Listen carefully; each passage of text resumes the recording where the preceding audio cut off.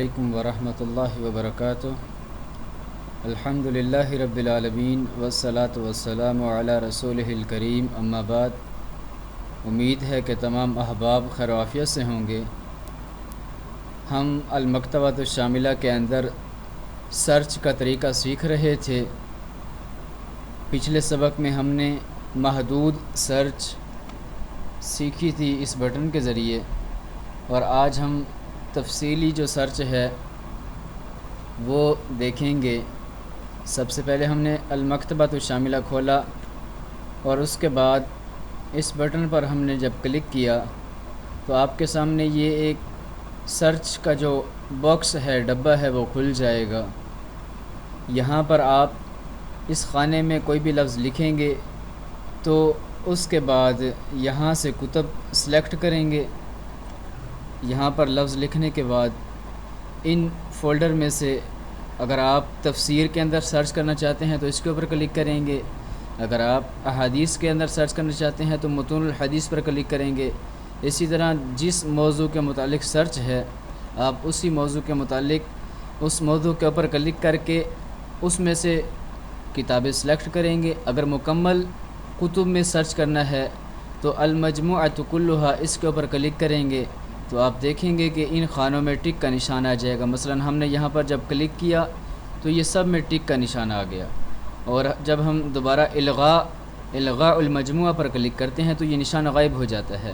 آپ اپنی مرضی سے کچھ کتب پر، خاص کتب پر نشان بھی لگا سکتے ہیں اور مکمل پر بھی نشان لگا سکتے ہیں، یہ آپ کی مرضی پر منحصر ہے۔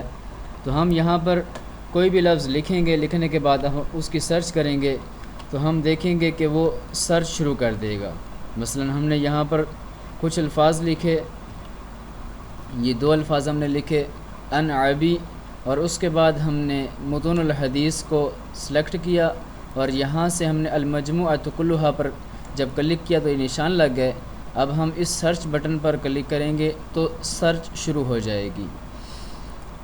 اب ہم نے یہاں سرچ بٹن پر کلک کیا تو آپ دیکھیں یہاں سرچ شروع ہو گئی، اور جو نتائج تھے وہ آنے شروع ہو گئے، اور یہ تیزی کے ساتھ نتائج بڑھتے جا رہے ہیں، کیونکہ ہر حدیث کے شروع میں عن بھی آتا ہے، اور ابھی بھی اکثر احادیث کے شروع میں آتا ہے، اس لیے یہ تیزی سے نتائج بڑھتے جا رہے ہیں۔ اور یہاں پر وہ بتا رہا ہے کہ کل کتنی کتب میں سے سرچ کر رہا ہے اور کتنی کتابیں مکمل ہو چکی ہیں۔ یہاں پر کتاب کا نام آ رہا ہے، یہاں پر لکھا ہوا ہے جاری البحث، کہ ابھی تحقیق، بحث، سرچ جاری ہے، اور یہاں پر نمبر شمار ادھر جس دلیل میں وہ لفظ آیا ہے وہ دے گا، یہاں پر کتاب کا نام ہوگا، یہاں پر باب کا نام ہوگا، یہاں پر جز ہوگا، یہاں پر صفحہ ہوگا۔ تو اس طرح یہ سرچ چلتی جا رہی ہے، ہم دیکھ سکتے ہیں۔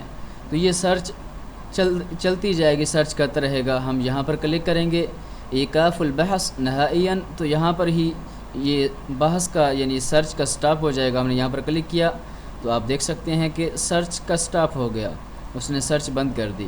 تو اس طرح سرچ بٹن پر کلک کرنے کے بعد ہم نے سرچ کیا، ہم دوبارہ اس بٹن پر کلک کرتے ہیں اور یہاں پر ہم کوئی اور لفظ لکھ دیتے ہیں۔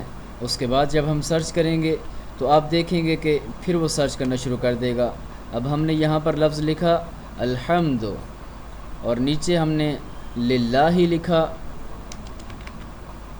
اور اس کے بعد جب ہم سرچ بٹن پر کلک کرتے ہیں تو پھر آپ دیکھیں یہ رزلٹ نکلنے شروع ہو چکے ہیں۔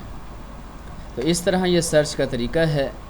یہاں سے ہم سرچ آپشن کو ہم نے یہاں سے بند کیا، اور یہاں سے ہم نے دوبارہ المکتبۃ الشاملہ کو کھولا، اور ہم مکتبۃ الشاملہ کے اندر جائیں گے، اور اندر جانے کے بعد دوبارہ ہم سرچ کا جو دوسرا طریقہ ہے وہ دیکھیں گے۔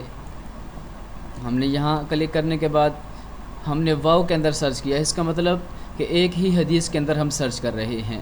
اگر احادیث مختلف ہیں تو ہم پھر او کے اندر کلک کریں گے اور یہاں پر لکھیں گے، لکھنے کے بعد ہم سرچ کریں گے۔ اسی طرح اگر آپ چاہتے ہیں کہ یہ مختلف کتابیں ہیں، آپ چاہتے ہیں کہ یہ مختلف کتابیں سلیکٹ ہو کر صرف جب بھی میں سرچ کروں ان میں میں سرچ کروں اور دوبارہ ان کو سلیکٹ کرنے کی ضرورت نہ پڑے، تو آپ ان کتب کو سلیکٹ کریں گے، نشان لگائیں گے، اس کے بعد اس بٹن کے اوپر کلک کریں گے تو تو یہ آپ سے پوچھے گا کہ آپ یہ ان 3 کتب کو کس نام سے سیو کرنا چاہتے ہیں، تو ہم یہاں پر ان کتابوں کو کوئی نام دے دیں گے اور پھر وہ کتابیں سیو ہو جائیں گی۔ جب سیو ہو جائیں گی پھر آپ بعد میں جب بھی کمپیوٹر چلائیں یا سرچ کے اندر آئیں تو آپ یہاں پر ہی جب کلک کریں گے تو یہ سرچ شروع ہو جائے گی۔ اب ہم نے یہاں پر الحمد لکھ کر سیو حفظ المجال کے اوپر کلک کیا تو یہ یہاں پر سلیکٹ ہو چکا ہے الحمد۔ اب ہم اس کو کاٹتے ہیں اور اس کو بھی ہم پیچھے چلے جاتے ہیں، دوبارہ سرچ آپشن کو کھولتے ہیں تو دیکھتے ہیں یہاں پر الحمد موجود ہے۔ تو جب بھی ہم سرچ کریں گے وہ ان 3 کتابوں میں ہوگا، کیونکہ ہم نے یہ محفوظ کر لیا ہے یہاں سے۔